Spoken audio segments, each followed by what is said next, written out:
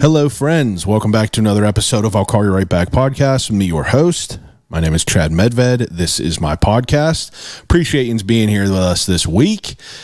First and foremost, I'm sure we got some new listeners this week. With my guest, I'm sure there's some new listeners. So my name is Chad Medved. I'm the host of this podcast. I've been doing this for a long time, and I'll Call You Right Back is a podcast that I created to help highlight the people in the city of Pittsburgh that are doing great things. Over the last 7 years, I've talked to over 290 people, all sorts of different people, chefs, comedians, bakers, butchers, park rangers, radio show hosts, even the big dogs like Edgar Snyder and Sally Wiggin, Rick Seaback, Mikey and Bob, all the good names. But I'd like to, formally invite any new people that might be newcomers to the podcast to take a look back into the phone book and, check out some of the names that I've talked about. Obviously, my guest this week is a big name, but there's a lot of great people in the podcast. So once you're done with this episode, take a peek back. We got some good stuff happening.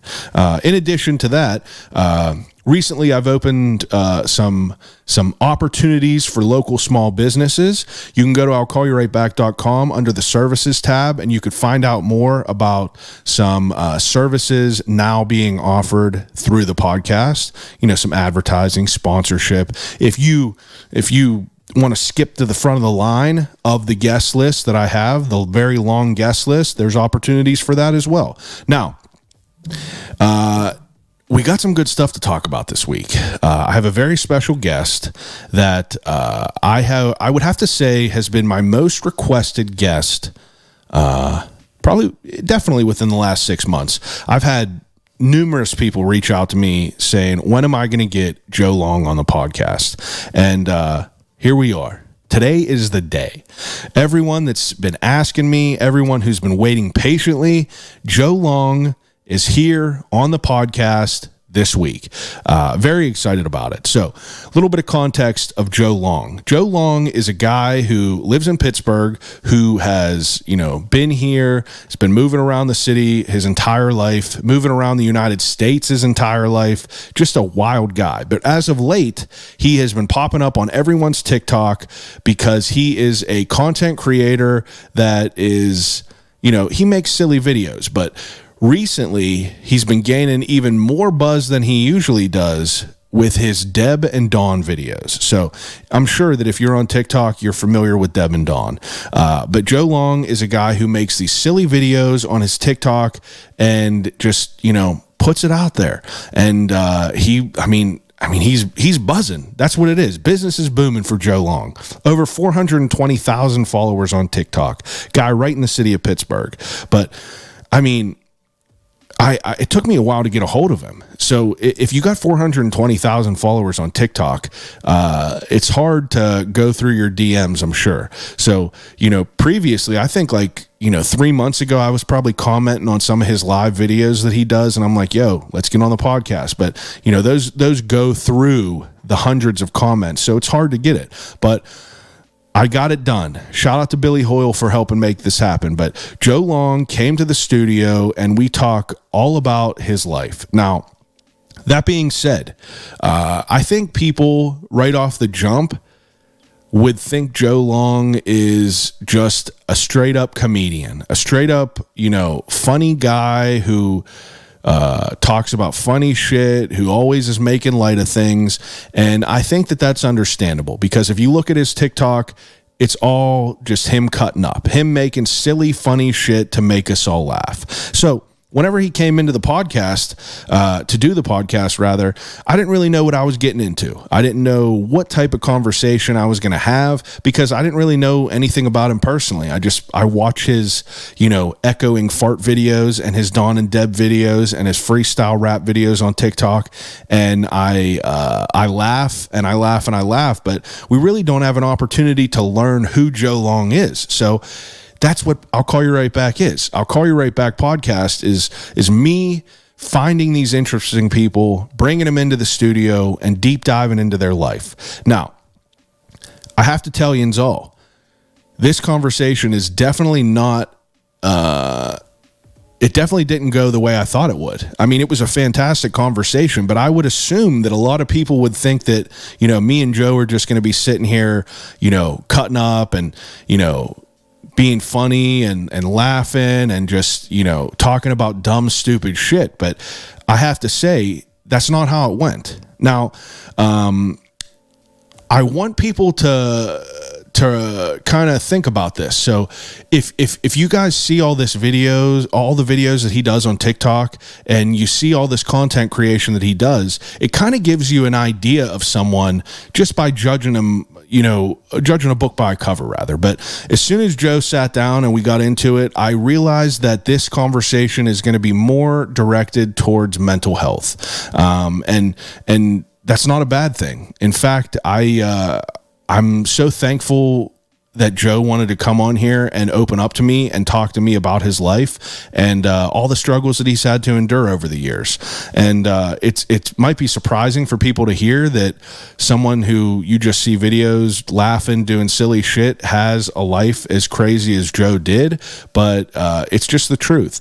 And, you know, I want people to understand that, you know, this is really a talk about mental health and the effects that it has on people and their lives, and, you know, how they can navigate and persevere like Joe has. And, you know, it kind of has been a struggle up until very recently.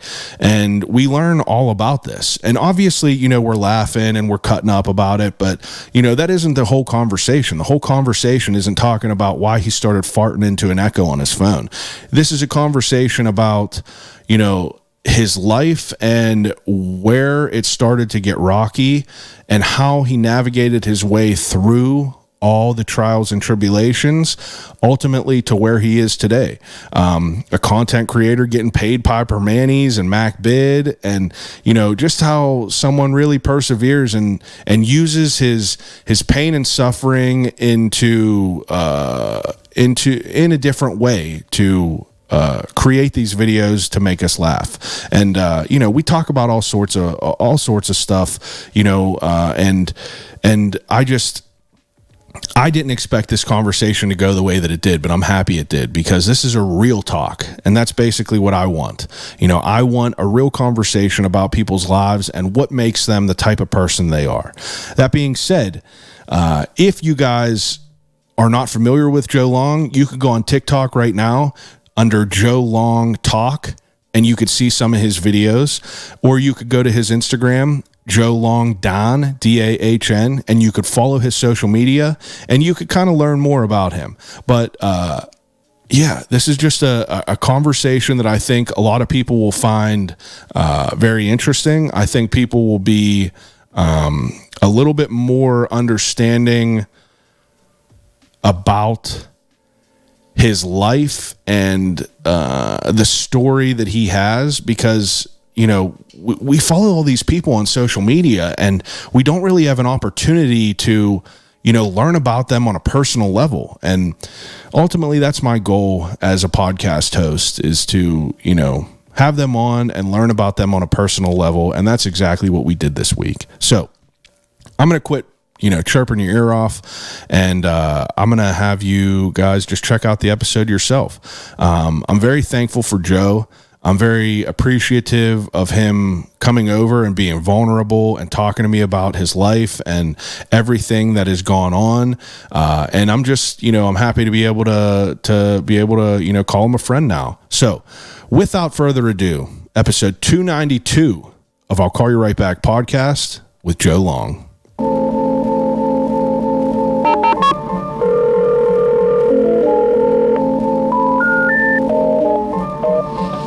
Telephone. Hello?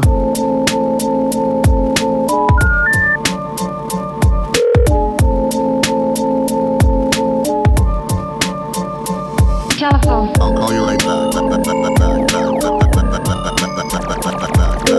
Call you right back.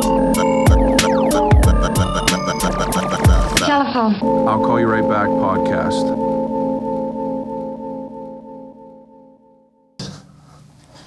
I'm pumped about this. Nice. This is my first one. It's crazy. Your first podcast. I feel like that's wild. that someone hasn't had you on before. Yeah, well, I've been asked to be on a couple, but I'm like, this was the first one that actually like caught my eye, and I was like, okay. And I've seen that you've worked with like people who have gotten me gigs in the past, like Lazy JP. Oh yeah. I used to rap, so I used to do the Smiling Moose with him. I love it. Whenever they did their BB guns drop, Right. I had them out, and they, I mean, like, I feel like they were so slept on. Yeah, for sure. And I just saw that they were coming out with another show. That they were going to do another show. I don't know. I haven't had contact with them in a while. Yeah, I just swear it just popped up on Instagram randomly, but That's dope. Yeah, Yeah, it I was always super like cool. those guys. I just really try to find people who like are on my radar that are just like, you know, just kind of like doing some shit that interests me, you know. Right, like obviously people will talk to like, you know, the big names. Like I've had like the Seabacks on and everything, and that's dope. Like I love Rick Seaback and everyone, Sally Wiggin and shit. That's awesome. But it's like Edgar Snyder. yeah, dude, Edgar Snyder in my fucking basement. Wild to think about. But like I also am just like trying to find just interesting people to talk to, just strictly just to have a good conversation with them. Right. And recently, you know, I mean, so I usually tell people how I came across them. So like you specifically, I was late to the game at TikTok. My wife was on TikTok and she was just showing me all these videos from like a year ago, like the freestyles. Okay. Hilarious. And then I started getting on TikTok, and, you know, I obviously started seeing your work because it just pops up in the algorithm. Right. And then, you know, recently, I'd say within the past like 4 or 5 months, people were like, yo, when are you getting Joe Long on? And I saw that you only had a TikTok, and I was trying to like figure out how to contact you. So I was like, you know, whenever it's going to happen, it's going to happen. Like a perfect example, Rachel Ann Bouvier, the lady from the billboards, you know, that's someone who I always wanted to talk to, but just didn't have a way to contact her. Right. So, I had to wait for it to happen organically. So, you know, organically, Billy Hoyle reaches out because I reached out to him a while back, and I was like, yo, you know anything about Joe Long? Because he has his thumb on the pulse of the city. Okay. So he was like, I don't know him personally. And then like he hit me up and he was like, yeah, we were doing some music work together. And then he kind of made that connection. But as of recently, I've had numerous people. You know, I was sitting in the barber chair, and this is right after you confirmed a date with me to come on. He was like, yo, do you know who Joe Long is? And I was like, he's coming on Monday. And he was like, oh shit. And then multiple people within the past week or two hit me up, and they were like, yo, you got to get this Joe Long guy on. And I was like, he's coming. And dude, you're fucking buzzing. So that's dope. It's dope. I mean, like like, where are you even from? You from Pittsburgh? I would assume you are. Yeah, I was born in Alabama. Oh yeah. Yeah, but I was raised here for the How old most are you? part. I'm 37. Okay. Mostly Brookline. Okay. Yeah. And I mean, like, Grew up on McNeely. how old were you? Like, how old when you came up here? When I moved to Pittsburgh, I was 8 or 9. And you've been just here ever since? Well, no, I've lived all over the country, man. Oh yeah. Yeah. So I mean, why were you moving around as much? It was just my mom's thing. She just I'm not an army brat or anything like that. She just moved a lot. Yeah. Yeah. Now, I mean, when did how long have you been in Pittsburgh now? I mean, I've been here for the most part out of my life, but I've moved away a few times. Moved to Florida when I was 14. Yeah. And then back when I was 16. Then back to Florida. That's where most of my family's from, is Florida. Yeah. Moved back to Florida when I was 20, about to be 21. And I was only down there for like another year and then came back. But as an adult, so I'm schizoaffective, bipolar type. Yeah. What exactly does that mean? So it's symptoms of both bipolar and schizophrenia. Yeah. It's amazing, but I'm being sarcastic. But it's like, it sucks. It's like Frankenstein's monster. Like, do you have different personalities? Yeah. And like, Legit. they'll come out? Yeah. And like, I mean, like, how long have you been like that? So I've been misdiagnosed from 13 to 30. Okay. They thought I was just bipolar. But then when I was about, I want to say 26, it probably happened earlier than that, but 26 was my first like confirmed psychosis, and it started to happen pretty much annually from 26 to 32. And you would just kind of snap out? Yeah, I would snap out, man.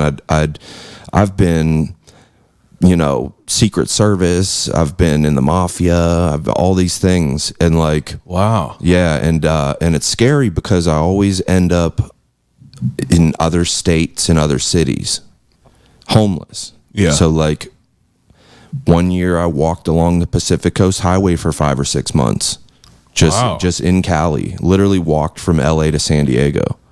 So like, it gets pretty deep, Yeah. So, I mean, wow. So you have a pretty crazy life. Yeah. Now, you're going back and forth to Florida here and back. How long have you been in the city now? Like, how long have you been living here now? I've been back for 5 years. Okay.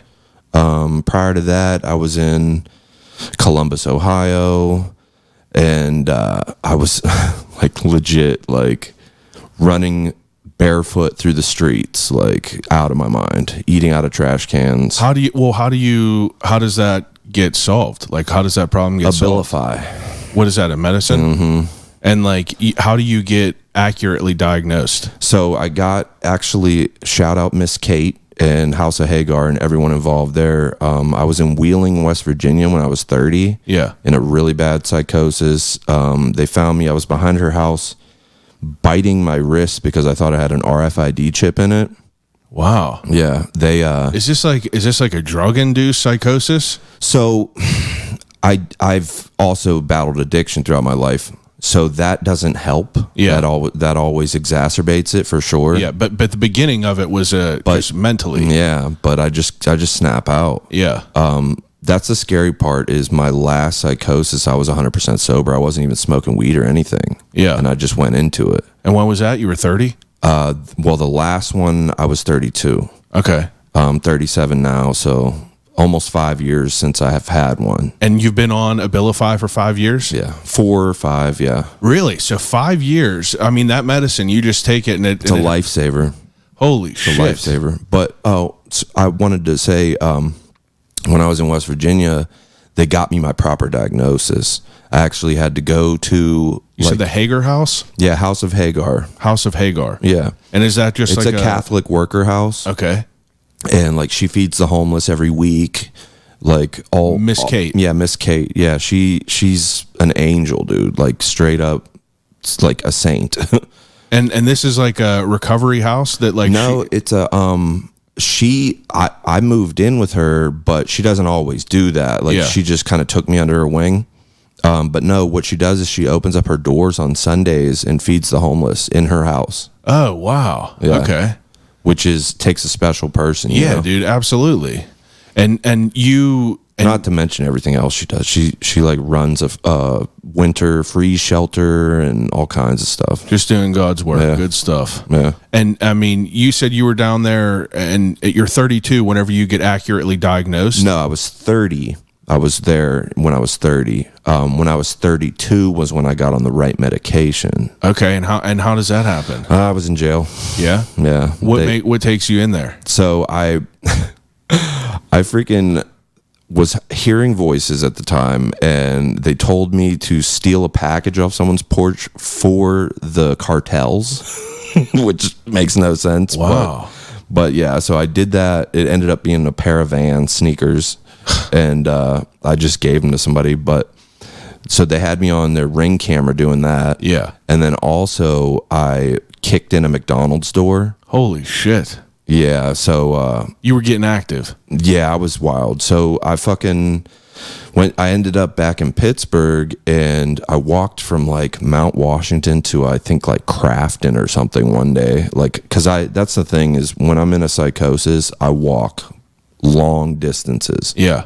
That's just my thing. I'll put headphones in and actually I'm dancing from destination to destination. Wow. But so... I was smoking a joint in front of a gym in, I want to say Crafton, and the cops stopped me and they're like, dude, you can't smoke weed out here.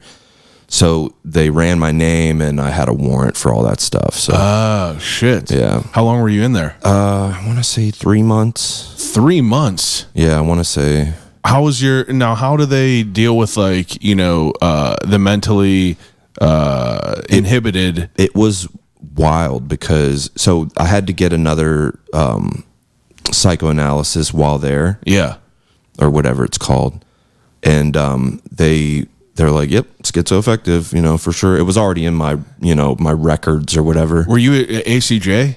No, I went to ACJ, or no, I went to, was it ACJ? It might have been, but this was in York County. Oh, okay. They sent me up. I've been all over the place, man. Yeah.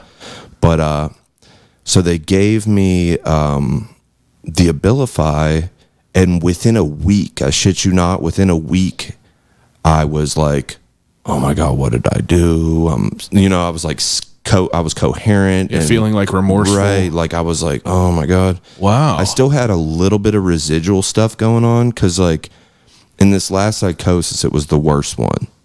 And I had my own language that only I knew what the hell I was saying. Wow. And so I'd be just speaking gibberish, which there's a name for it. They call it like word salad, or I want to say not aphasia, but something along those lines. And it's pretty common for schizophrenics. That is wild. Yeah, yeah. So there's a lot to my story, man. Well, it's wild because, like, from my point of view, I obviously see you from TikTok, and on TikTok, you're making funny videos that are just like silly, that have like, some of them have like an underlying, like, you have some trauma, and Right. you deal with it through like, comedy and like, making people laugh, I guess. But I feel like I didn't know any of all this. And I feel like probably a lot of the people that follow you, you have like 420,000 followers on TikTok now. It's fucking crazy. Right. Do you think a lot of people know that like you have like, your own, in your song like that? Some people Headbreaker? know. Some people know. What's that song you put out? Broken Head. Broken Head. Yeah. You said Yeah. like, you're just trying to live with your demons, Right. which is a fucking hard song. I listened to you. it a good bit. Thank you. But yeah, I feel like, just from looking at your videos, you could never really know. Yeah, I've come a long way, and I really like owe it to Abilify. Like tried different meds when I was younger, but I was misdiagnosed, so it wasn't getting, like, they weren't antipsychotics. What I needed was an antipsychotic. Yeah. But the first one they gave me when I was in West Virginia, I ended up being allergic to. It's called Invega. They gave me a shot of it while I was in the hospital, and I ended up being allergic to it and having a dystonic drug reaction, which is like, so I've had it before. I had it when I was younger. I'm very sensitive to psych meds, which sucks. Yeah. But it is what it is. I'm really sensitive to them. So this particular one, they gave me what's called, I believe it's pronounced tardive dyskinesia, and it's basically your jaw locks up. You like almost break your teeth. You almost bite your tongue. Jesus. It's very painful. So I was like, fuck medication. I'm not, you know what I mean? I'm not going to go through this. It hurt. It literally hurts. Yeah. So I that was part of the reason that things didn't work out at House of Hagar's, because I pretty much ran away eventually because I didn't want to take meds, and I just wasn't Like conform into the system. I wasn't ready. It wasn't even about conforming. It was just I was scared of the side effects. Yeah. My whole life, every time they tried me on psych meds, I got bad side effects from it. Yeah. Either weight gain or whatever. And now I've experienced weight gain from Abilify, but I don't care anymore. Yeah. I'm literally too sketched out to even, The positives outweigh the negatives. Yeah, so I actually get dystonia still from this medication, but it's just in my eyes. This is weird. But I'll look like the fucking Undertaker sometimes. Wow. I'll just be sitting there. Usually it's when I spend too much screen time, or Oh, I saw you post a Right. TikTok about this. Right, yeah, Your I eyes will showed get it. like locked up.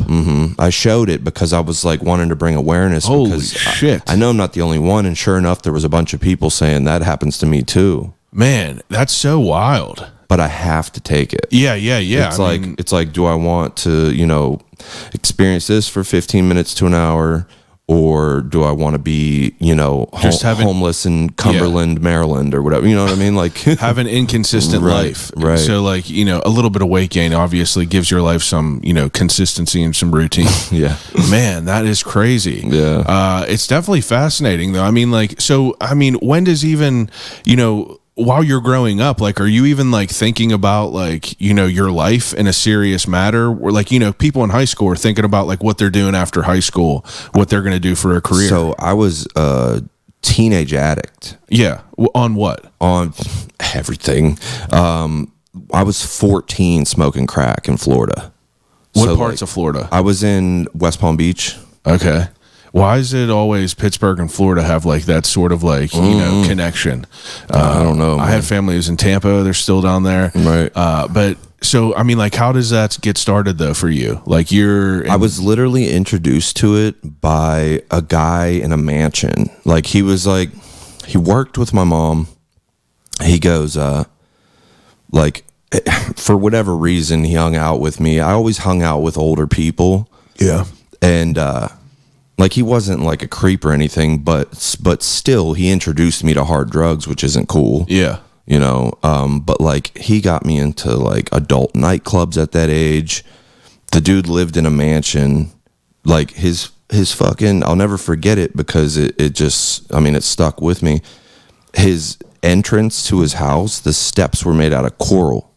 Jesus. Like he was balling. Yeah, so it's like you it's almost like, it's easy to fall into that lifestyle. It felt cool. It didn't feel like like a crackhead. Like you know what I mean? I felt like like I was doing some boss shit. Yeah, like it's meanwhile like glorifying it. Right. Wow.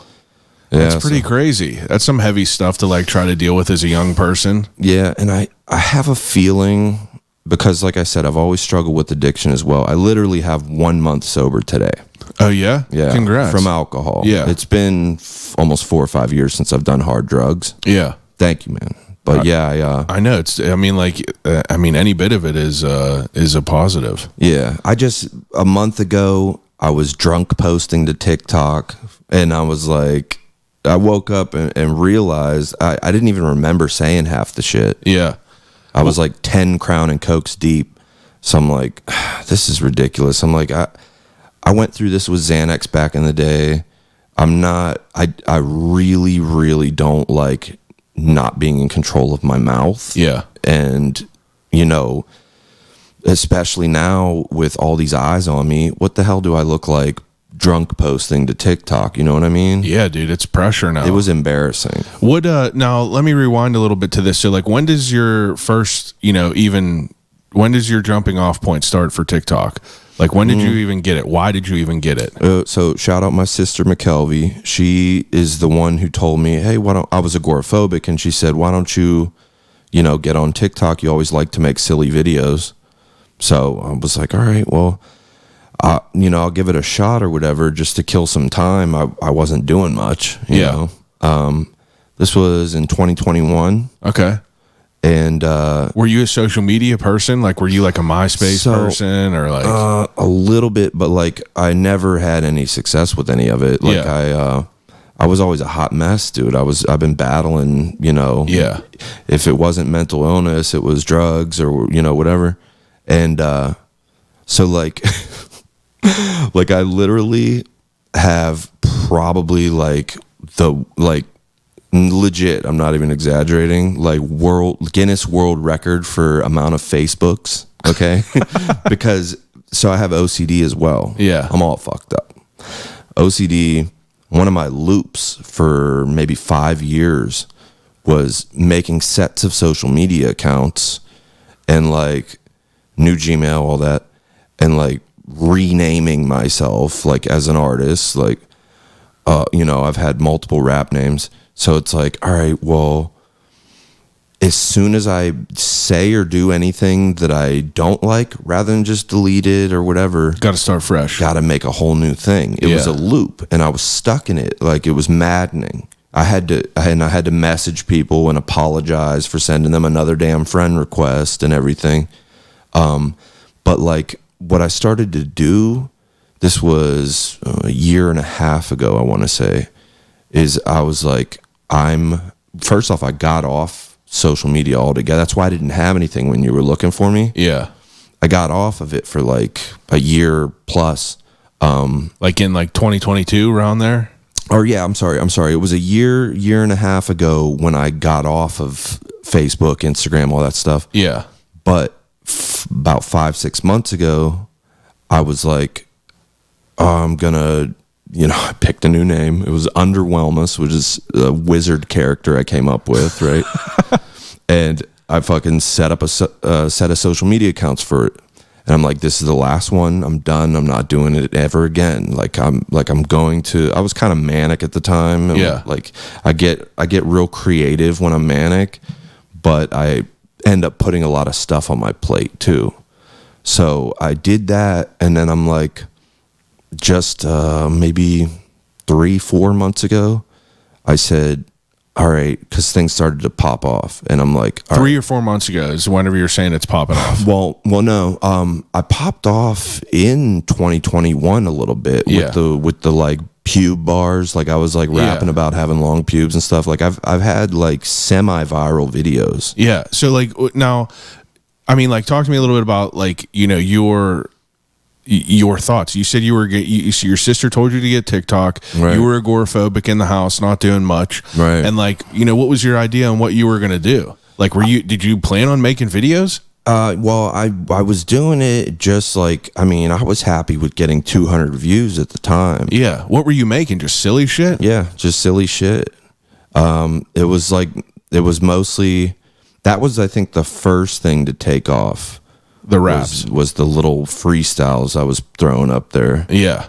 But like, once it started to take off, it became kind of a thing where they were like, we're the Bush Gang, right? So I made a song called Bush Gang. Yeah. And it did decent for me. I think I had like 24,000 streams on Spotify, which is the most I've ever had for a song. Yeah. So we had this whole theme going for a while there. I put out like 5 songs, and they were all about having long pubes. Yeah. So that was like the first thing, but I was like, to me, that was a big deal. Like, having, hitting 1 million views, 2 million views. Like, yeah. Like, that was, I had made it in my mind. I was like, that was, because my dream was to be an entertainer ever since I was young. Like, but more so, originally it was I wanted to be a rapper, and then I wanted to be, an actor. Yeah, let's pause this TikTok talk for a second. I do want to know what your life was like as a kid, because like, you're definitely hilarious. So like, thank you, man. I heard you reference in the song as well that like Wes Craven was like, big in your life. Were you a movie kid, like a latchkey kid a little bit? No, that's actually, so I'm like referring to just my darkness, Yeah. Like, I was just like, loosely, my safe haven was Wes Craven. Part of it was like, movies, being into, watching film. But it was also like, I used to, so when I'm in a psychosis, it gets dark and it gets weird. I'm like Dr. Jekyll and Mr. Hyde. Yeah. It's the only time I get in fights. Like, I'm a big bitch, okay? I literally fucking 240-pound bitch. I don't fight. I hate fighting.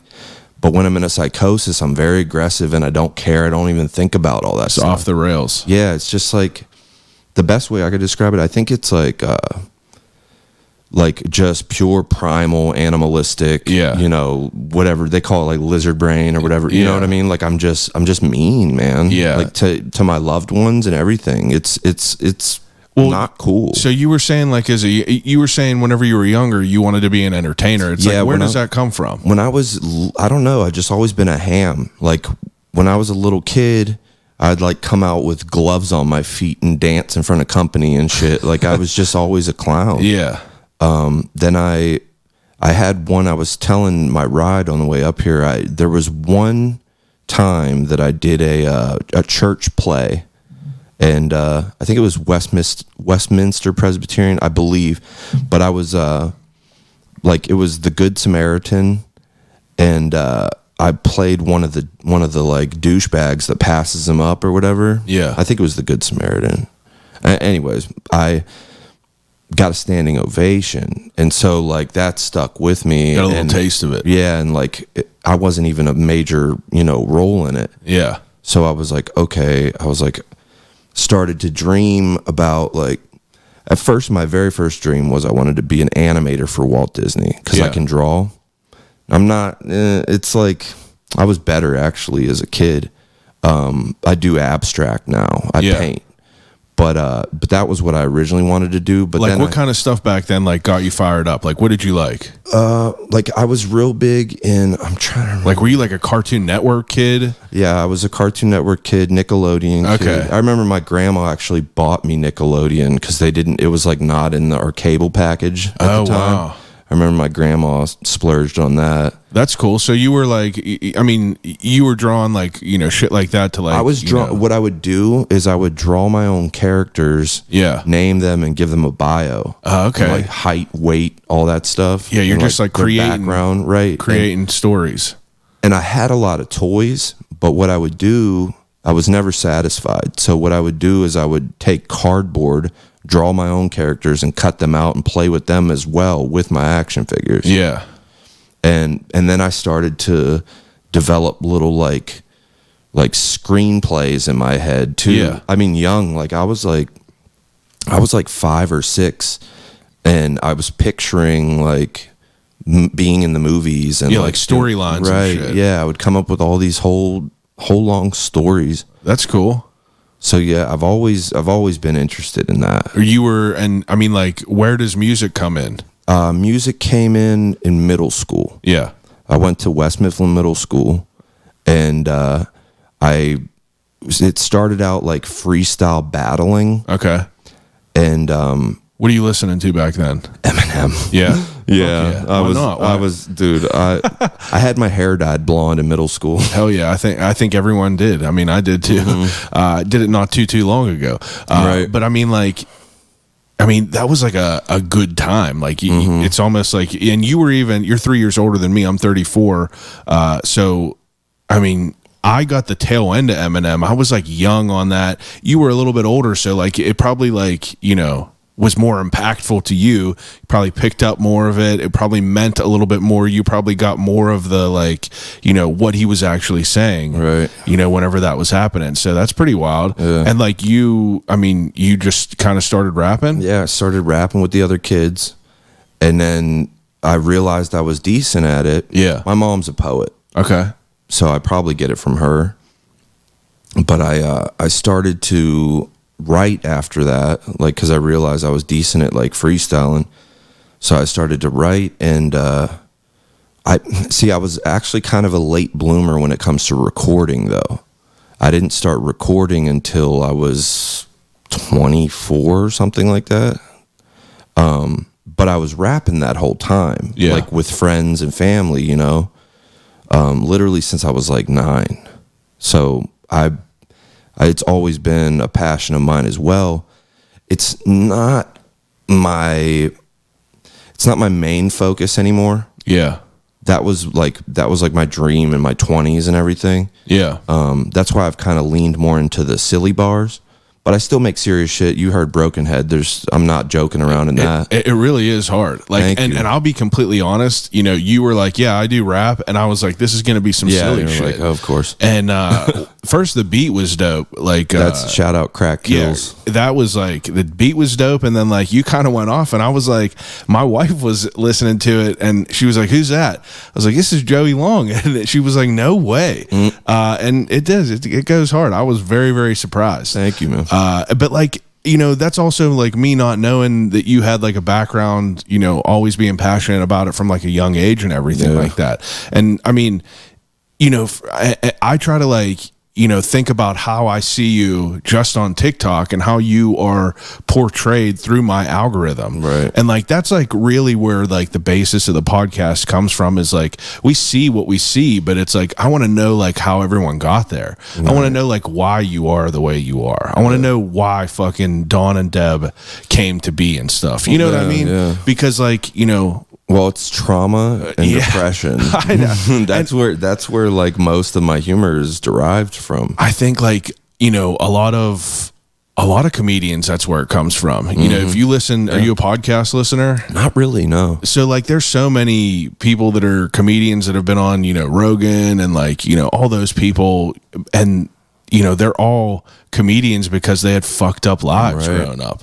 One of my like biggest, heroes is like Mark Maron. He had like a fucked up life. He was an addict, like a crazy cokehead with Sam Kinison and shit. Right. And it's like these people have this trauma, but it's a way to like, the art is how you portray it and how you could like, serve it up to people and still like catch a laugh. Right. I mean, like, I don't know. It's interesting to think about. So like, I mean, you being someone who was like creative growing up, you obviously like, seem to be someone who's passionate, obviously, to be rapping in middle school, you're probably going to get like, people are going to cut up on you, but if you still do it for that many years, you're obviously passionate about it. Right. So, I mean, you get TikTok, things start to happen and you start to like gain a following. Like when does like the first bump happen? Cause if you're at 420,000 now, so in 2022, I think is when I hit 100K.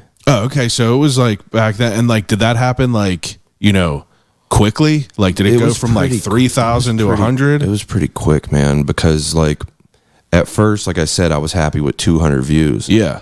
And I thought that was something because I never had that before. Like I said, I was always, schizo posting, for lack of a better word. So some people watched it because they thought it was funny or whatever, you know what I mean? Entertaining to watch someone's downfall. But like, I didn't get my head on straight until a few years ago. So, so like, that's why talking about it, like, I'm a little nervous to put it out there, but at the same time, I feel like some people need to know that like they can come from that.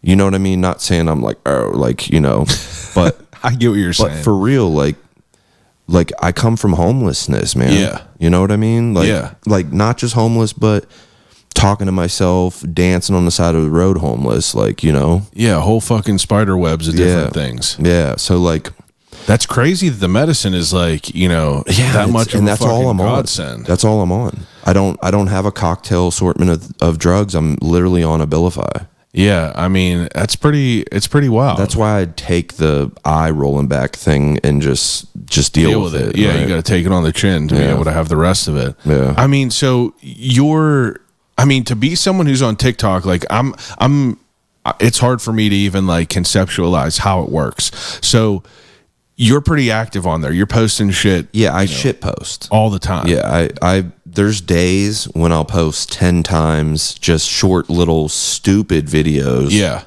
But 9 of them will get 1,000 views, 1 of them will get 100,000 views. So you never know. Yeah. That's kind of my like what I tell people when they ask like, how do you do it? I'm like, literally just shit post, bro. Do you, and just something random eventually something right. It's sometimes the algorithm picks up on something that's not even something you want to be big. Yeah. Like do you have any big videos that you just were like, I can't believe this? I've had like fart videos take off. You know what I mean? It's crazy. So it's like I saw the one that kept popping up. It was like when she farts and it smells like chow mein or something. Right. And I was like, I looked at how many people were sharing it and it had like 15,000 shares. Right. And I'm just like, it's crazy. But I don't know, like whenever you think about it as like a content, you got to call it as it is now. You're a content creator, with that big ass, platform that you have now.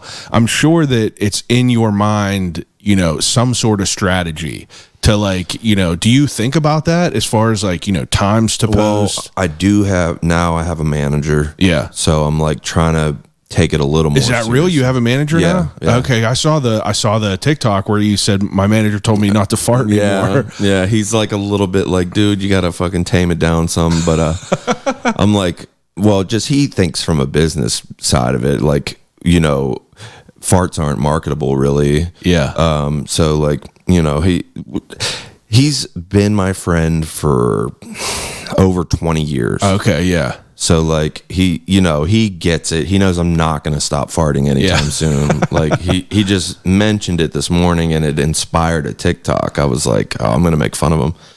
He's like, I don't mind being the heel. Like people can, you know, like somewhere to like put the anger. Right. Well, so I mean, like if you're saying now, like the past few, you were like, yeah, I'm getting monetized now, and I saw your, but I only did one video that's eligible for monetization so far. You did the Permanis and you did the Sienna Mercado. Well, those are ads. Ads are not eligible for monetization. Because you're already getting paid. So monetization is through TikTok, and you have to be over 60 seconds, no swearing. Yep. And like, what makes you eligible to be monetized? Because I've had one other TikTok, you know, do you know who Ryan Peters is? Sounds familiar. Ryan Peters is a pasta guy. He makes like the crazy pasta. I think he might follow me. Yeah, I'm sure he does. I think absolutely. I've seen him comment stuff. Yeah, absolutely. He's super active on there and YouTube, but like, you know, I interviewed him whenever he was working at Ironborn Pizza. You know, he was just a chef, and then, you know, he now has became this like crazy TikTok following, millions and millions of followers. And like, I talked to him about it and like how, you know, he just goes about like, you know, thinking about it and more like the business end of it. So, you know, you're monetized now. How does that, what qualifies you to be monetized? You have to have 10,000 followers. You have to have at least 100,000 views in the past month on all of your whatever. Yeah. Not just one single video. Everything, right? You can't cuss, like I said. Wow. And the videos have to be longer than a minute. And do people hit you up and they're like, "Yo, you got the pass"? What do you mean? Like the people that are like, "Yo, you're monetized now." No. You just join the creator fund once you reach a certain point. I didn't for the longest. Okay, so because of my schizophrenia, Yeah. I've been on disability for the past 4 years. Yeah. Well, I was scared to monetize it. I didn't want to mess with my disability and lose that because, like, this shit is fleeting, man. You never know when it's, you know what I mean? Right now, things are going good, but you never know how long that's going to last. But I'm at the point where I'm ready to take a leap of faith, I think. Yeah. Bro, fuck it. You know what I mean? Yeah. So I said, fuck it. And literally just on the 1st is when I started monetizing it. Now, I'm not going to get rich off TikTok. Yeah. But I've got these ads coming in. You know, I just did a couple and I got a couple more lined up. It's whenever you have all the things. You got monetization from TikTok, and then you create other revenue streams. Right, you know, right. You being creative in that way, this is where you could have fun with it, Right. where you could, you know, do the ads and everything like that. But now, I feel like when you're chasing your dream, yeah, you've got to take a leap of faith at a certain point. absolutely. And realize that, like, okay, this may not work out, but it's, you know, I'd rather do it and fail than regret never trying. You know what I mean? Especially if you have like the response that you do, you obviously see that things that you're doing are making some sort of, you know, making some waves. You know, Right. like the content that you're creating, people enjoy it, people like it. You just have to like hone in on what, like, because you just said you're shit posting a lot. So there's some videos that are getting nothing, some videos that are bopping. So it's like, you know, like how do you deal with the negative of it all? Because I know a couple months ago you turned off your Yeah, I comments was about for a to while. say I turned my comments off because I wasn't even getting that much hate. Yeah, But those are the comments that stick out, for sure. you know, to anybody, but especially when you're mentally ill and you already beat yourself up all day long about your past. That's a good point. It's like, And I feel like now that you did that, like, you know, because as someone who was, you know, a fan of your content, I was like, I wonder why he turned those off. And I know that you said that, like, I know you talked about it a little bit, but, you know, hearing more of your background now, you could kind of understand why, you know, it's a little bit more fragile than, you know, some people are probably like, oh yeah, you're a pussy for like doing that. But it's like, you know, people don't really know the whole story behind it. Part of my OCD is the intrusive thoughts and rumination. So like, it's legit. It's not even like I don't have contamination OCD. I'm not a germaphobe or anything. Yeah. I just beat myself up all day long. Mm-hmm. I'm like, you're a loser. You see a therapist? No, I probably should. Yeah, bro. Like you probably should. I was seeing one for a while. He ended up stepping down to be a stay-at-home dad, and I just never got a new one. Yeah. Did you feel like it was beneficial? Yeah. Yeah. Yeah, for sure. I mean, I just feel like that it would probably be stressful to make all these videos and like have to deal with like, you know, because I have barely no following, dude. I have 4,200 followers, and you know, it's cool that people enjoy the podcast. I get people that hit me up about the podcast, but I'm sure it's nowhere near the volume you do. But it's like, it's just crazy to even like, you know, I just feel like it's anxiety, you know, to have all that shit coming in. Well, like I said, the last couple of days before we started recording, the last couple of days I've been like drained. How do you deal with it? It's like, do you wake up and like, you know, think like, I got to go post, I got to like figure something out? Not to get too hippy dippy, but I pray. Yeah. Yeah. I pray about it because like, I don't really know what else to do. It's like, You've always been a spiritual guy? I was, but while I was agoraphobic, I wasn't. Well, now talk to me about the agoraphobia. Where does that come into play? So it happened after my last psychosis. Yeah. What was your last psychosis? Can you tell me what an example? I thought I was a Secret Service agent and in the mafia at the same time. And where was this at? It was in both York, PA, and in Columbus, Ohio. How long did this last?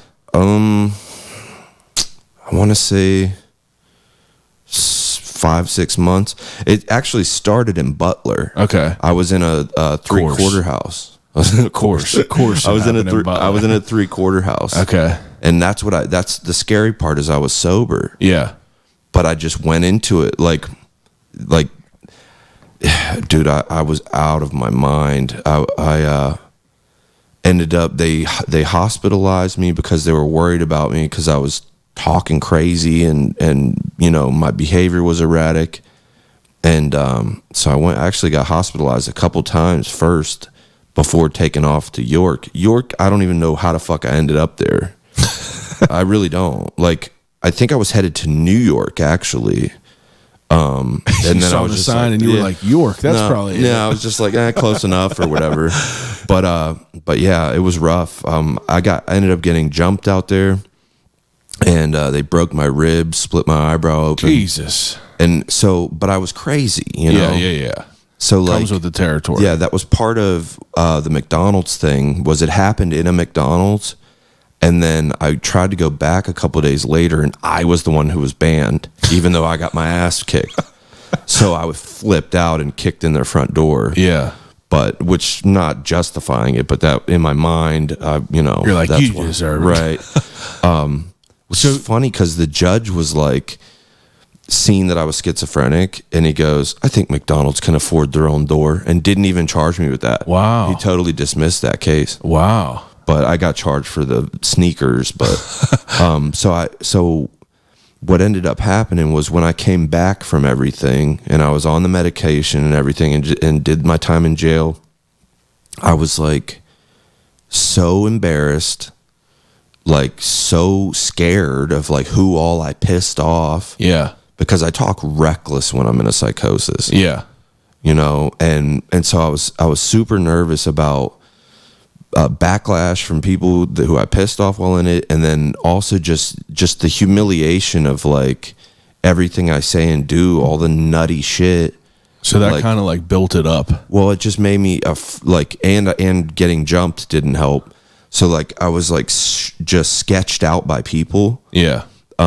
I didn't want to be recognized. I didn't want any of that. Like, so I just kind of stayed to myself for a few years. And how long were you in the house?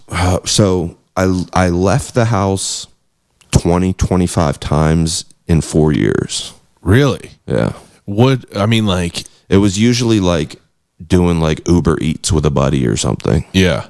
I didn't go to like there's like some still to this day there's some places that give me anxiety, like the South Side. I've been homeless down there. I've had psychoses down there. Yeah. So it's like, who all did I piss off, and who all have I embarrassed myself in front of? Last time I was in Butler, I went to a meeting out there because I do NA and AA sometimes.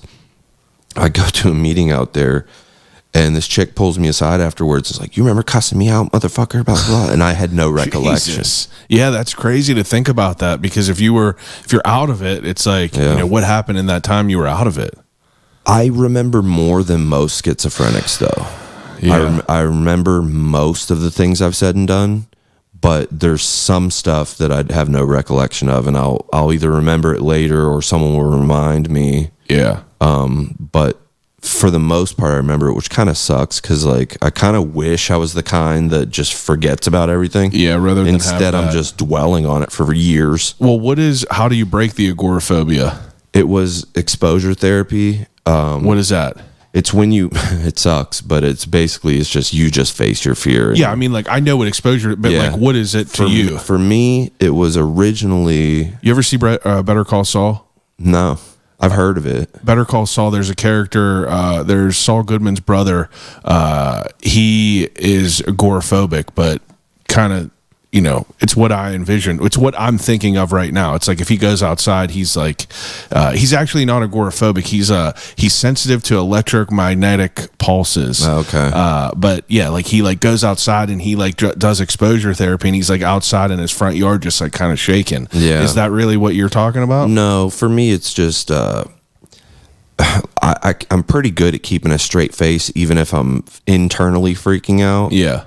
So I wasn't like shaking or anything, but it started. I went to pick up my grandma from the airport, so it was for her. It wasn't for me, Yeah. Sort of like, even though, like I said earlier, I'm a non-confrontational person, but if someone's going to attack one of my loved ones, I'm going to defend them. Yeah. Even though I don't want to, but I'll do it. It's kind of the same idea. Like I went to pick her up, because I hadn't seen her in 15 years, and I wanted to be there, and I wanted her to be proud of me, because she knew I was agoraphobic. Yeah. And like not just wait at the house for her to show up, you know what I mean? So I went and picked her up. Then I ended up helping my sister move, and I was just riddled with anxiety the whole time. Because what it is when I'm out in public, when I'm agoraphobic, when I'm out in public, I feel like I'm going to die. I feel like somebody's going to shoot me, or beat me up, or stab me, or whatever. You're like hyper aware. Yeah. And now, to be fair, I got probably PTSD as well, because like I've been jumped multiple times in my life. Yeah. I've been stabbed. Yeah. Homeless in general. So like your environment is like probably not the most welcoming. Yes. Trying to sleep while homeless, trying to sleep in a bush in LA is not for the faint of heart, man. Yeah. It's crazy. I mean, like, I feel like it's terrible to say, like, people use the term, yeah, that's crazy. Right. But, I don't mind. No, I get it. And I wouldn't imagine that you would mind, but like whenever you think about it, it's kind of like a fucked up term a little bit. Yeah. Because like, I don't know. Now it's interesting to me, because whenever you were like, yeah, I'll come over and do the podcast, you were thinking it was all going to be like TikTok talk. No, I really didn't. I had no idea what you were going to be like, because, dude, I've talked to, you're going to be like 295 different people, and it's just like literally people from all different walks of life. Right. People that have wild ass stories, people that have been in jail, people that have been doing all sorts of wild shit, but you just really never know what people are like. And it's like, we see that you're like, a fucking, for lack of a better term, a clown, kind of on TikTok, but sad clown. Like, it's sad clown, really. Yeah. It's like, you've definitely dealt with some shit. So it almost like it's cool to be able to see that you could like just be silly and like kind of be just weird and funny. Yeah. I mean, like, where do you think your humor comes from? How do you think you find humor through all this? Were your parents funny? My mom's pretty funny. My dad's kind of corny, but I love your dad.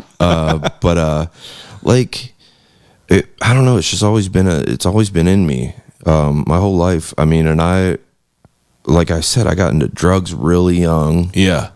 And I mean, your story's so wild, but like, and there's like stuff I can't even talk about, you know what I mean? Because I don't want to like put other people on blast and stuff. But like I've also hung out with people with even crazier lives. Yeah, for you know? sure. So it's like, all right, well, I think so for me. I mean, I just love to be silly. Like it's I don't know, it's just a character trait I have. But I actually just a couple days, this is going to sound lame, but like a couple days ago, I changed my bio to love over fear. Yeah. Because to me, that's what it's all about. That's how I face my agoraphobia. That's how I face my social anxiety and everything, is like, as long as I'm being true to myself and being 100% authentic, like that love will shine through. Like you don't even have to get into spirituality or anything, but like, I truly believe that authenticity will open doors. It will get you through situations you never fucking thought you could make it through. You know what I mean? Like, I don't know. I'm all about trying to lessen people's suffering. Yeah. There's so much of it in the world all Right. day, every day. I've got friends, man, that are struggling right now. You know? And it's like, I wish I could take their pain on, you know, I can't, but it's like, I feel like, you know, there's gotta be I don't know how to even explain it. It's like people could put negative into the world, or you could put positive into the world. Like that's really what it is. Yeah, exactly. It's like, are you going to add more pain and, you know, misery to the world, or are you going to try to be a positive force in the world? And I've already added pain and misery into the world while in my psychosis. Yes, I was not in my right frame of mind. Yeah. But I still take responsibility for my actions. You know what I mean? Like I'm not one of them people that just like, oh, well, I was unwell. Yeah, but you're respectable about it, and it's like you have an opportunity to be different and conduct yourself differently and add something positive rather than whenever you were, you know, crashing out. Right. Which is, you know, it's, I don't know, it's not like it's refreshing to hear, you know, like it's refreshing to hear your point of view on it. After like, you know, a chaotic type of life. I mean, like, so what's like your, you know, obviously you have some things that happen on TikTok that are bigger hits than other, like Dahn and Deb. Right. You know, that's somewhat of a new thing. Yeah. I mean, Dahn and Deb started maybe a month and a half ago. So, I mean, like, you know, you had the freestyle raps is the first thing that I saw, you know, on your dong tip and all that. Right. You know, that's probably the first video I seen. So it's like you had videos like that. You had like fart videos. You had funny talking back and forth videos. Yeah, I've always done like characters. And I stuff. love the characters. It's like, you know, I mean, that's just like, that probably goes back to you being a kid, like making your own characters and shit like that, right? Right. Because some people can read into it and be like, oh, well, he's mentally ill. That's his multiple personalities. But it's really not. Do you have like a Dahn or a Deb that was like, that inspired you? Yeah. So I was there. There's been like people in my life who I definitely got inspiration from for that. I'm not going to say exactly who, because they probably won't be thrilled about that. But just Dahn and Deb is such Pittsburgh names, you know. Hell yeah. I've met multiple of each, and I feel like, I don't know, it just came together like that. And I was like, the first one was not supposed to be a thing. It was just a one and done, you know. It was Pittsburgh relationships be like, and I did the Dahn and Deb thing. I didn't even have the wig yet. Yeah, I mean, like, were you just like do you like how does it happen for you? Like, what's your day? Most of what I do is improv. Like walk me through a day. What time do you wake up usually? I usually wake up between 9 and 10. Okay. And what happens whenever you wake up? Are you someone that like Coffee and cigarette. Coffee and cigarette? Absolutely. That's a must. Okay. And then are you like a consumer of TikTok yourself? Not really. Okay. A little bit. Okay. Like if I'm really bored, I'll scroll. But yeah. But it's like a chef going home and eating a peanut butter and jelly rather than going home and not making a nice meal. Kind of. Yeah. I do watch some, but for the most part, like what's on your algorithm? Like what kind of weird shit do you see? Honestly, not that much. I get like a lot of you're gonna judge me, but I get a lot of like UK chicks singing over EDM beats. Like that's like because that's like my favorite music. So like Aluna George is one of my favorite artists, and I get a lot of stuff similar to that. Yeah. So like I can't remember there's this one chick she's newish, but I just love dance music. Yeah. I love to dance. That's why I do it on TikTok. I'm not trying to do a trending dance or anything. Yeah, I know, and that's why I like the way that you do it. I just groove, I'm yeah, just you're grooving around. on it. I feel like it's gross, the trending dances. Yeah, it's annoying. It whatever. annoys me. What's your mindset on like, following the trends though? Because like you're obviously like every once in a while I'll do one, but I add my twist to it. Yeah. That's like what's important. If I do it, it's more of me kind of making fun of it. Yeah.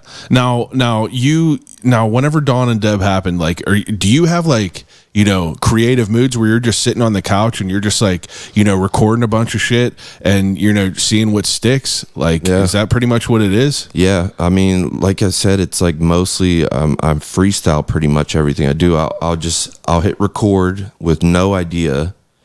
I'll say something outrageous. And then I'll be like, okay, I see where I could go somewhere with that. Yeah. There's times when I'll sit there and record myself for freaking 40 minutes and not like what I've done. Oh yeah. So, but 9 times out of 10, I usually post pretty much everything I record. I don't even have drafts. I don't have any drafts. That's so are you like, are you Dawn for 1 second? You'll record Dawn's segment and then you'll stop, put the wig on, then do her and then take it off and do him again. Right. Like that's really how it's built. Yeah. I love it. Yeah. I love that. Super simple. Yeah. It's effective though. Yeah, I mean, I can't believe I'm getting ads doing it. Yeah, I mean, like, well, Dawn and Permanis and then Sienna Mercado. I was like, Permanis is a legendary ad to get. Yeah, if any Yinzer has one, and so we might be working again. I can neither confirm nor deny. Well, that's dope. I mean, like, so you said that like you didn't know that was gonna like pop off Dawn and Deb. No, I had no idea. That was just an idea I had one day while fucking around. Yeah. Like, doing what I do every other day. And then I saw like the response it got, and sure enough, Dawn and Deb, anytime I post, so I started, there's a little strategy to it. I'll put the wig on for the first shot. Like now I have, they know what it's about. Right, You got to set it up. They know it's going to be Dawn and Deb. Yeah. So that's so good. Little strategy, but of it works, dude. It got to work. So I mean, every Dawn and Deb vid I've ever done. How many you got now? You think? I don't know. I'm gonna make a playlist. Okay, yeah. So the first one that you did, you drop it. I didn't even have a wig on yet. Well, do you have me like with glasses and without glasses? the simple subtleties. Yeah. I mean, do you have like times that you post shit, or is it whenever? Whenever. Okay, good. Yeah, fuck it. Yeah. We did. We dropped the Sienna Mercado one at 2 p.m. Yeah. On the 1st, because they suggested that, like, for the algorithm, that it might be better to do that than on Halloween while everybody's busy doing stuff, which makes sense. Yeah. And it worked out. It did pretty good. Yeah. So I'm happy with it. The owners are happy. I'm happy. Do you have like a level of pressure now for like trying to keep Dawn and Deb going and stuff? Yep.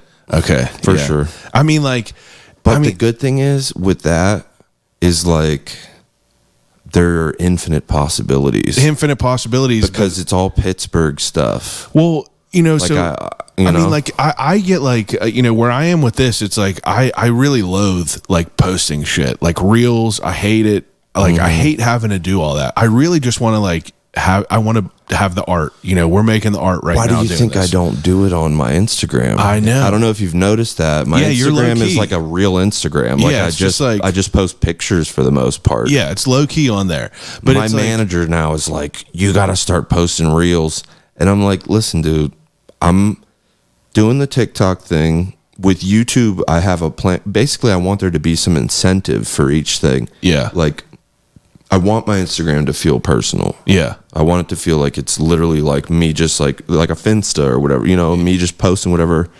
And my YouTube, I'm going to be making some long form sketches. Yeah. Because I can do it over there. and I can get away with more too, Yeah. like wilder shit. So I'm gonna. Are you limited on TikTok? Like are TikTok, dude? They flag you for like you can't say boner. really? Yeah, there's certain stuff I've learned over the years. There's certain words I could say.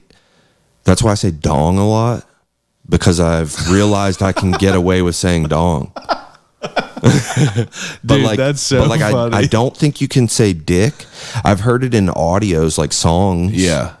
But anytime I've ever said dick in a video, it's gotten flagged. Yeah. So are you reading into this shit now? Like what I'm not reading it. I'm not reading it, but I've just through trial and error, I've learned pretty much what I can and can't do on there. Yeah. Wow. But I am kind of, some people are going to be like, oh, he's selling out. But like, I'm kind of trying to clean up my act just a little bit. Well, it's going to make it more marketable. Exactly. Yeah. I mean, you got to understand. And I'm trying to do this. I want to do this. I don't want to fucking be on disability my whole life. Yeah. You know? Or working some 9-to-5 that I hate. For sure. You know? Like, I'm probably going to be getting a part-time job just to be on the safe side. Yeah. You know what I mean? Because I got to pay for my medication and all that. Yeah. That's an absolute must, you know? Now, none of this would happen if I was unmedicated. for you to like, you know, kind of keep this Jeep riding, it's like, you know, just speaking like on becoming a content creator on TikTok, like, are you, my assumption is that it's just like this train that's like, you know, chugging along and it's just like ripping by. So like, are you allowed to like, you know, kind of back off a little bit, or do you have to keep hitting it and like, you know, keep the activity up? You know what I mean? I mean, because like I notice like, you know, you'll go through some gaps where it's like, you know, you'll have like a week where your shit is like bopping. You know, I was just looking through some of this stuff. Right. A lot of the videos, some of them are like $2,000, $3,000 like likes and stuff, and then it'll go to like, you know, 50, 100, right, and or 50, 100,000. So it's like, you know, does it come in waves? Yeah, it comes in waves. And the thing is I don't feel like posting every day. Yeah. And I'm not going to. Yeah, that's really what I'm asking. It's like, how do you keep up that, like, you know? Yeah, like right now there feels like some pressure just because it's like literally my job, kind of. Yeah, and you want to like keep that momentum. Right. But, and like strike while the iron's hot, you know? Like I've got another Dahn and Deb ad coming out soon.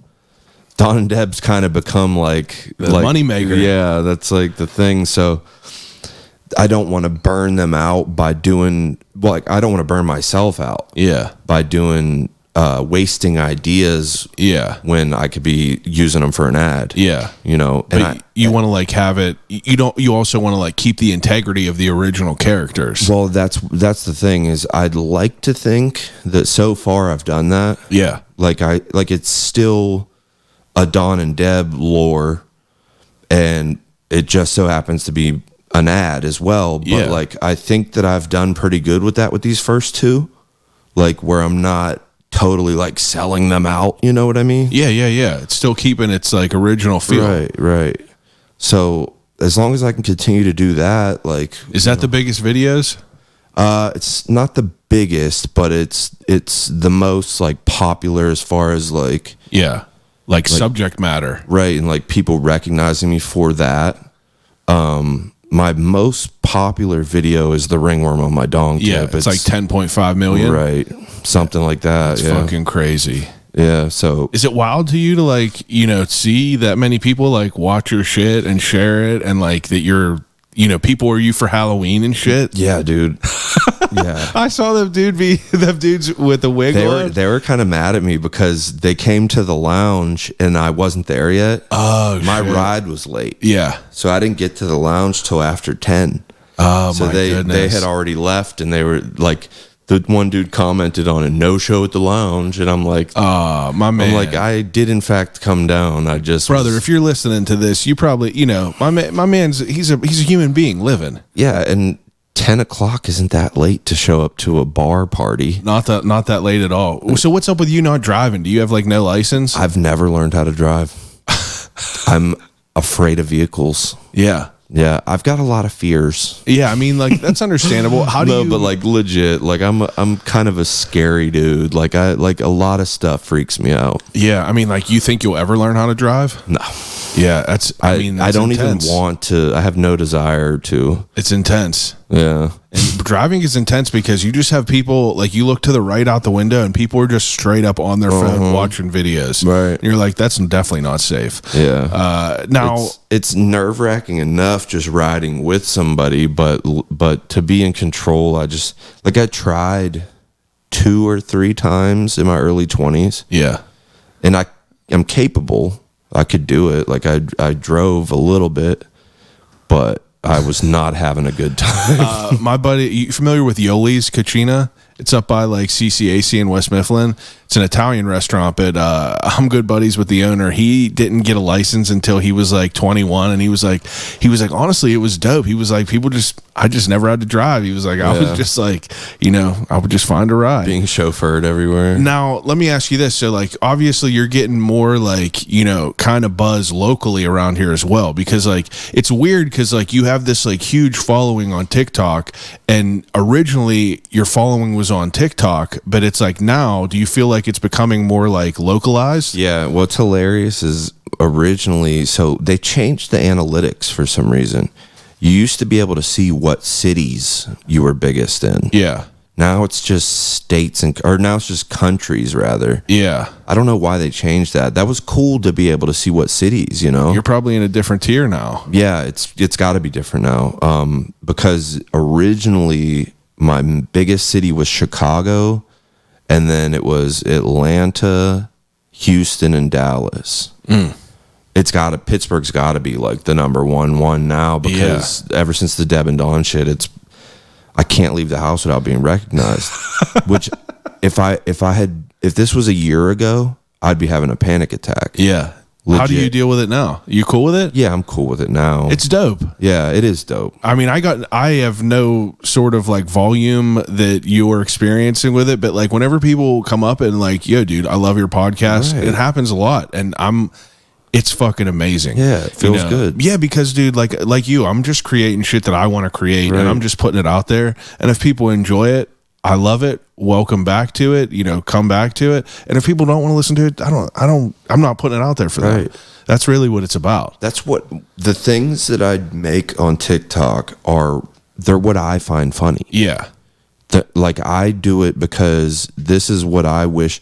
Like I'm like an absurdist. Yeah. That type of humor. Super like, silly. Yeah, like I like Tim and Eric. And shock value. Eric type Andre stuff. and shit, right? Like like just wild cats. Like that's the shit. That's the shit that makes me laugh. And so I try, I do that. Trust me. In the future, it's going to get even wilder because I'll have the production value. I'll have the things to back it up. So like right now I'm just recording in my living room, and I still, got some funny props. I mean, I got Juicy Couture pants, you know what I'm saying? Like $100 pants. Like, yeah. And you got, when did you start letting people send you shit? I let them for, it's been several months since I actually took it down, the Amazon wish list. Yeah.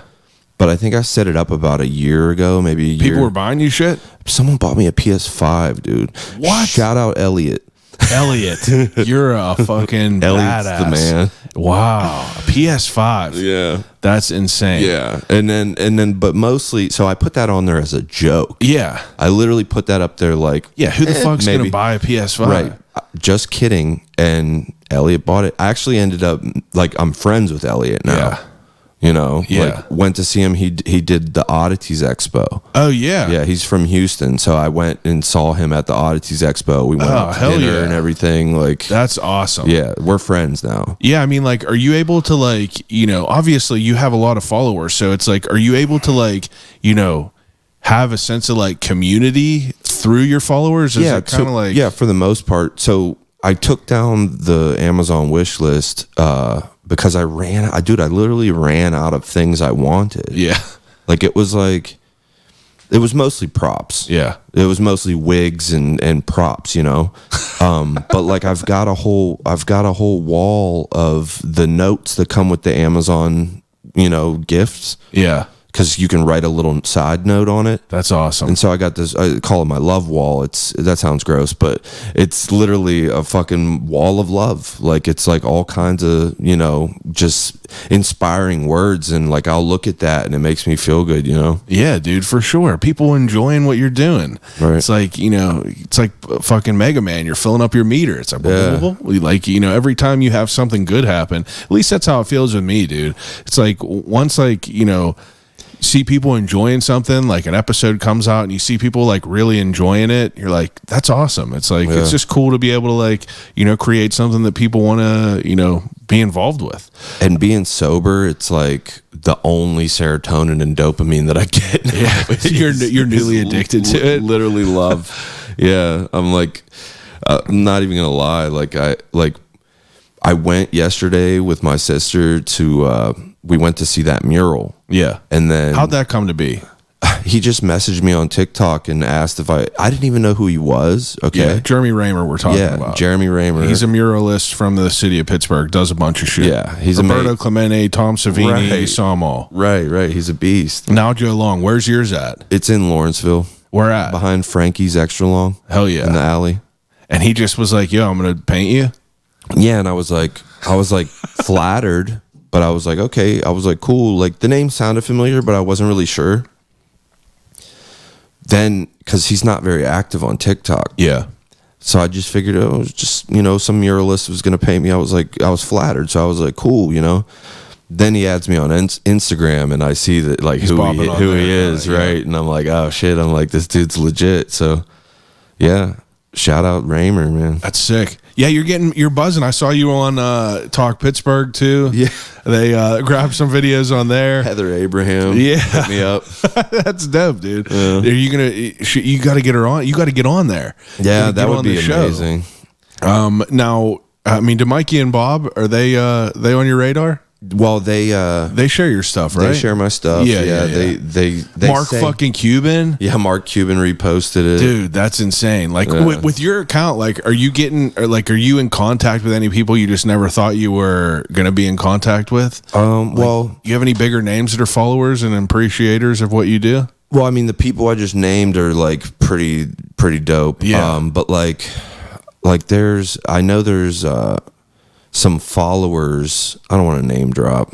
Name drop one of them. But so like on TikTok, my biggest TikTok flex is that Hawk follows me. I don't know if you know who Hawk is. Like Hawk and Animal? No, it's a person. But no, like Hawk and Animal, the wrestlers. No. Okay. Hawk does like OF. Oh, okay. Okay. But like, yeah.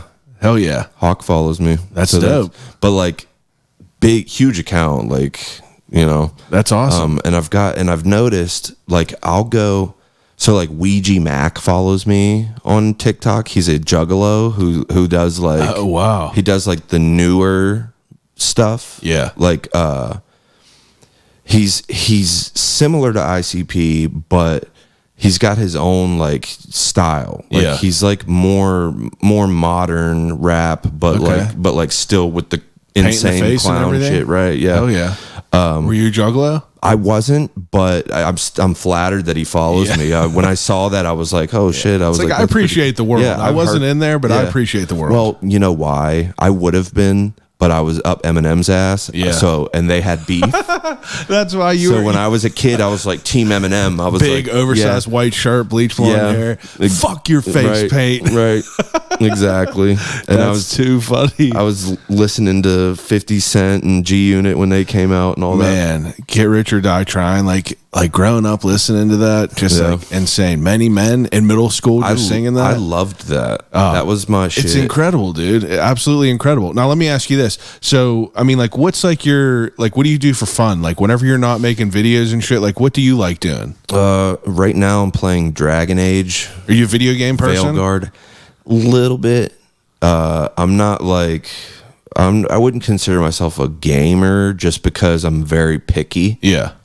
I literally mostly play Red Dead. Okay, yeah. Red Dead Online. But like most games kind of suck to me. I don't know, I'm really picky, but this new Dragon Age is fire. Okay. Yeah, it's fun. What else you do? You watch movies and stuff? Not really. No. TV shows? Nothing like that? I'm not much of a, it's weird, but like I used to be. But I'm not real into watching stuff anymore. For some reason, I don't know what happened to me. I'll listen to music and I'll paint. I've been painting with acrylic paint markers. That's like my new medium. I love it. I do abstract stuff. Side question: where did the Dahn and Deb wig come from? That was a gift from my Amazon wish list. That was one of them. Yeah. And I mean, like, that's... I picked out all that stuff. Like, it was all things that I wanted. You know what I mean? I always thought bob wigs were hilarious on a man. We had a teacher. She was a sweetheart, and we just, like, ripped her apart. But I remember in social study, or study hall, we were in the cafeteria. That was where our study hall was, and you had to be quiet. And the older kids would just call her wig, and she literally looked like the grandmother from 8 Crazy Nights with, like, the black bob. Right. Real short, a little bit more plump, hilarious. But I think back on it, and it's like, you know, we made her life hell. But yeah, the bob wig's hilarious. Yeah, I think it's the funniest one. It really is, dude. A pixie wig is funny. Yeah. Mullet wigs are cool, but they're overdone. But a bob wig, you could do a lot with a bob wig. Right. Now, I mean, like, what are your goals? You got any goals? Like manageable goals? I mean, there's like, my dreams are lofty, man. Yeah. Like, I want to do film. Yeah.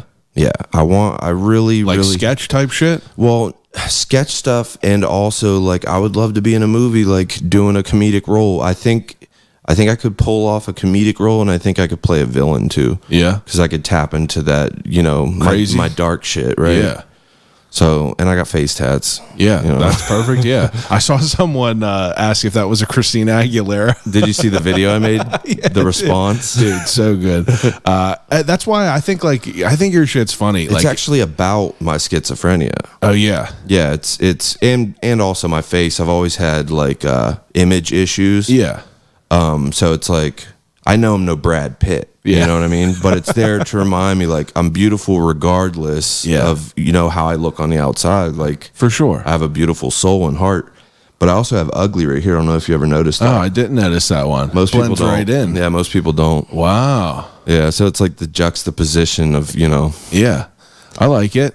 Now, I mean, like, you know, we were talking about goals, and I know it's like, you know, hard to like. I know that's a big goal. It's a like, big goal to be in a movie, but like, I just really want that. I've always wanted that. Well, you can make that happen, but I mean, as far as like, you know, the TikTok, like, I mean, do you have like, just like more straightening up the business end of it all, and like trying to make it seem like something that you could like do? I just don't want to get banned. Yeah. Like, I was always on the verge of getting banned. That's why I have like 5 TikToks. Yeah. Is it tough to like, they flag everything, right? Yeah. That wasn't even part of my OCD. Like, it wasn't my loop shit. Yeah. Like with the Facebooks, I legit was always on the verge of being banned. So I would make a new account just to be on the safe side. Just like vulgar shit would get you banned? Yeah. And man, so I was like, slippery all right. slope. Yeah. So I was like, all right, well, I'll just make a new account. If it gets banned, it gets banned. Like my first one did, but then they restored it eventually. It's just crazy because like I feel like I'll be on TikTok and like I'll see scroll worse stuff. Dude, I'll see a dog mauling another cat to death and like see people getting murdered, straight up murdered. Yeah. And you're like, what the fuck is going on? And then you'll look at the ringworm on my dong tip. Yeah, and it's I mean, that one didn't get flagged, but like it's because I worded it that way. Yeah, dong. That's why we know it. Dong now. That's a good one. You could say dong. Now, do you think there's anything like about your story that like, you know, I might have forgotten to like, you know, touch on or anything? I know that's pretty loaded. I just want. This is the same thing. So I just got interviewed for the city paper. Yeah. It's coming out on the 13th. I mentioned this in there. Same thing I want to mention here. I may be 100% sober, but I advocate harm reduction. Yeah. So like... What is that? So like, some people are Cali sober. They smoke weed. You know? Yeah. Some people are on MAT, which is like methadone and Suboxone. You know what I mean? Or Kratom or, CBD or whatever. It's about quality of life. Yeah. I took Kratom for the past 4 years, and then I would occasionally drink.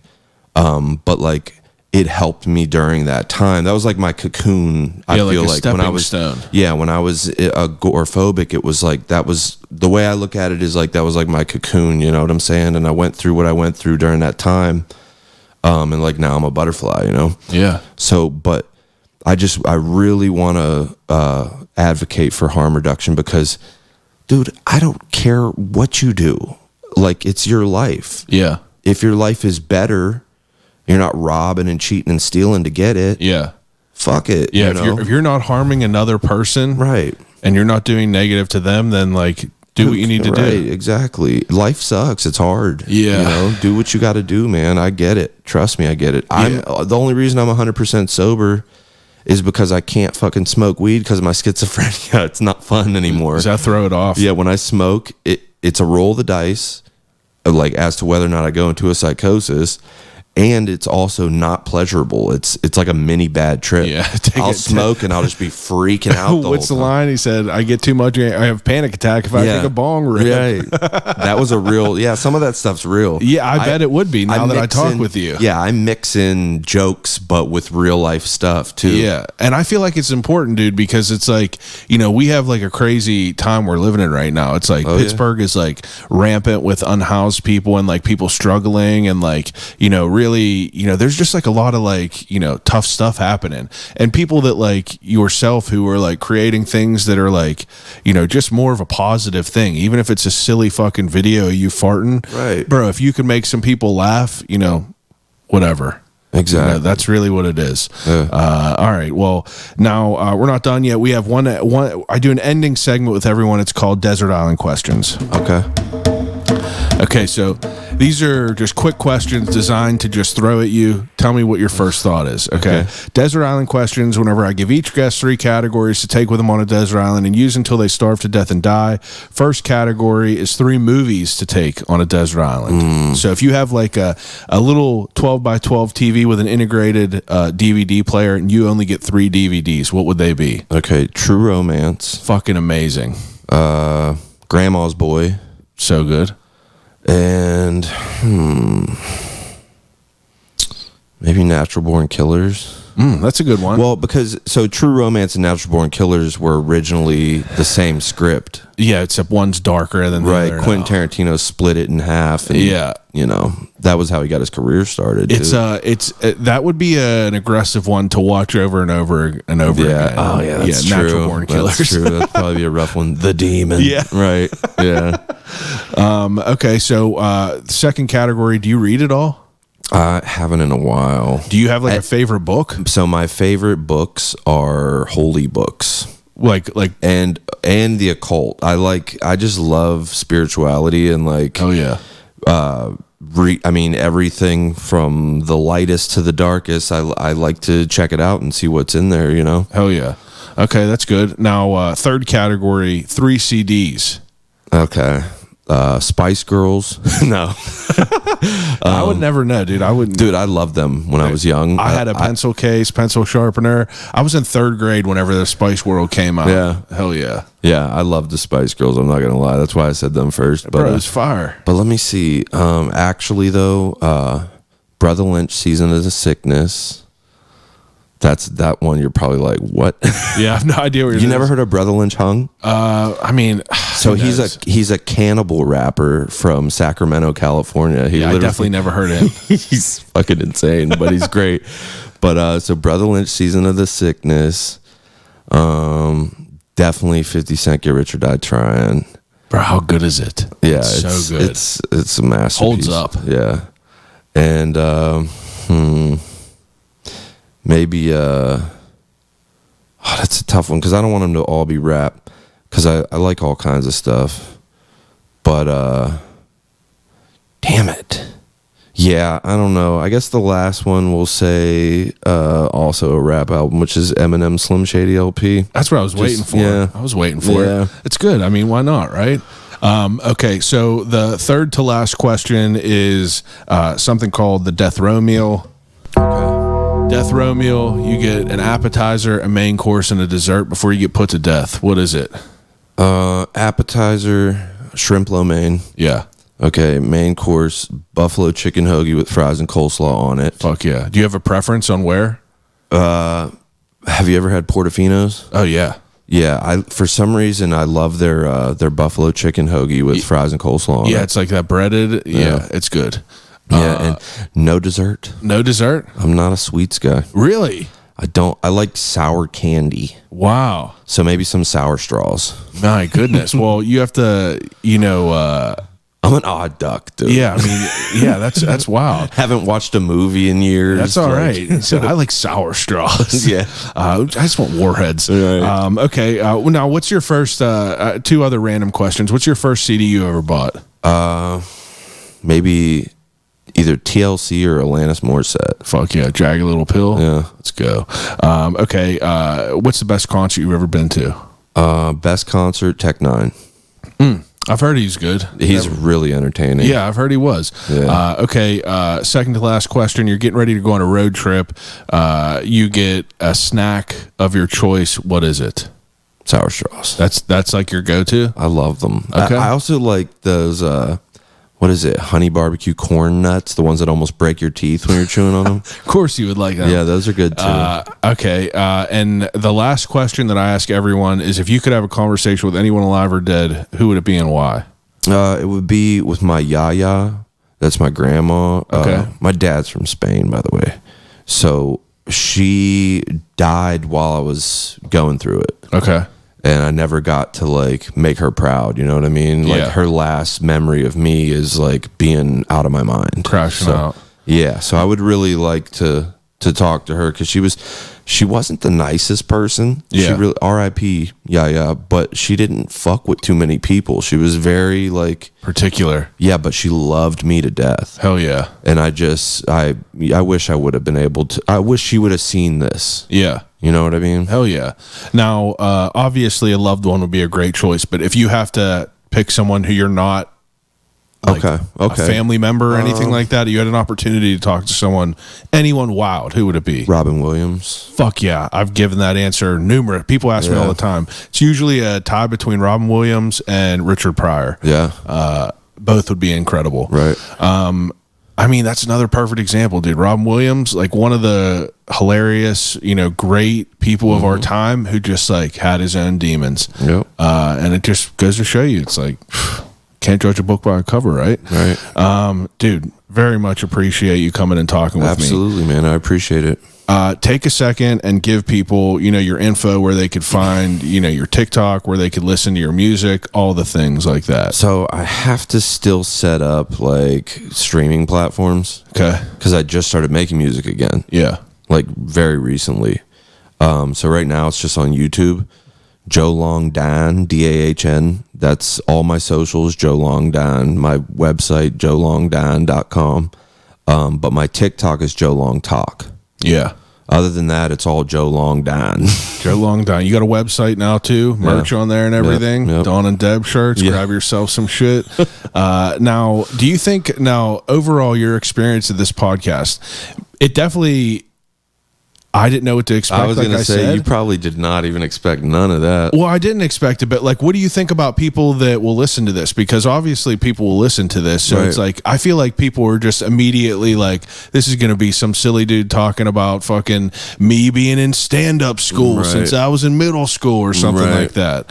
And I think that's what adds value to this podcast. Yeah, for sure. But yeah, do you think that there's anything else that I missed? No. All right. Well, I appreciate it, dude. Yeah, absolutely, man. Everyone else that's listening, appreciate Yins as usual. Each and every week, we're back with another great guest doing great things in the city. Thank you for listening. Call you right back.